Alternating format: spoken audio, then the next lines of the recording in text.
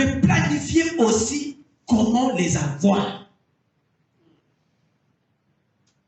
Ça veut dire qu'il était convaincu qu'il y avait quelque chose en lui qui était plus grand que toutes ces choses. Voilà pourquoi il était peinard dans l'évangélisation. Il est même arrivé dans des contrées où les pieds ne pouvaient pas arriver. Parce que les autres voulaient protéger la religion, mais lui, Paul voulait exposer le royaume. Ma question est celle-ci. Qu'est-ce que toi, tu protèges et qu'est-ce que tu exposes? Si tu penses que le franc-maçon est plus grand que ton Dieu, reste dans l'église. Mais si tu penses que ce que tu as reçu est plus grand que ce qui est dans le monde, alors applique la stratégie du royaume. Amen.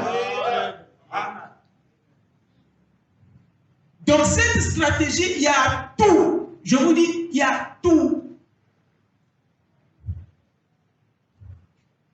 Cette stratégie ne peut pas t'exposer sans te protéger. Amen. Amen. Il continue. C'est avec ceux qui sont sous la loi comme son loi, quoique je sois point sans la loi de Dieu, étant sous la loi de Christ, afin de gagner ceux qui sont sans loi. J'ai été faible avec les faibles, afin de gagner les faibles.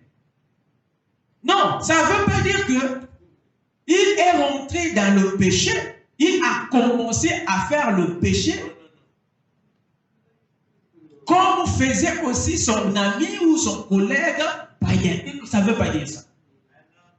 Il est en train d'expliquer ici qu'un niveau de compréhension, de compassion. Il a compati parce qu'il était devant un frère, un ami qui avait du mal à se délivrer d'un péché. Alors lui,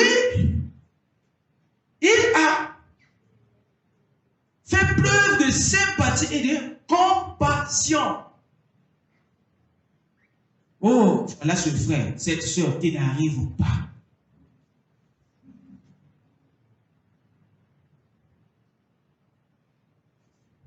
Il ajoute encore quoi?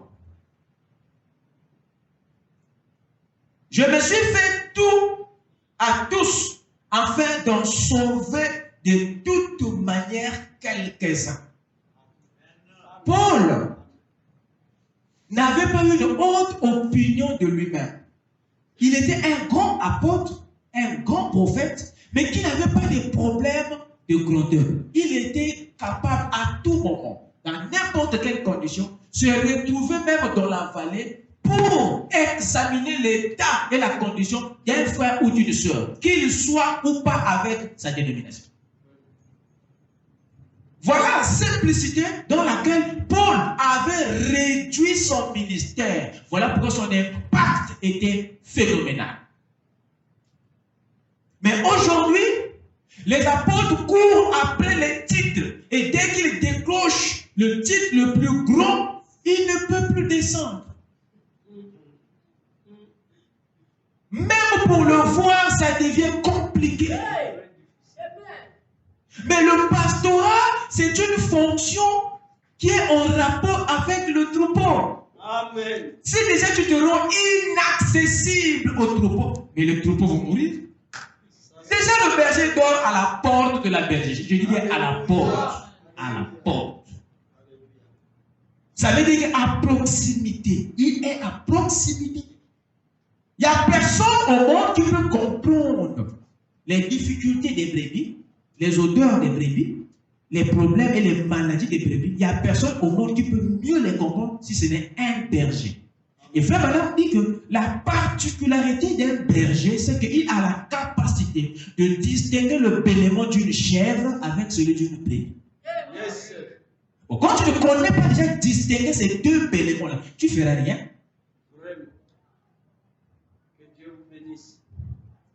Les gens vont mourir étant vivants.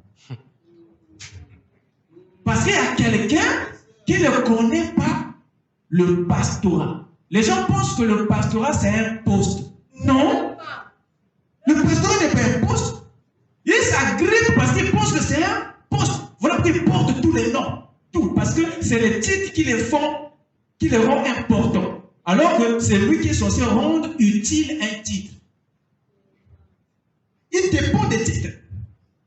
Et si on ne l'appelle pas par ce nom, par ce titre, il est malade. Il y a quelque chose qui ne va pas. Le ministère n'est pas un titre. Le ministère est une vie. Amen.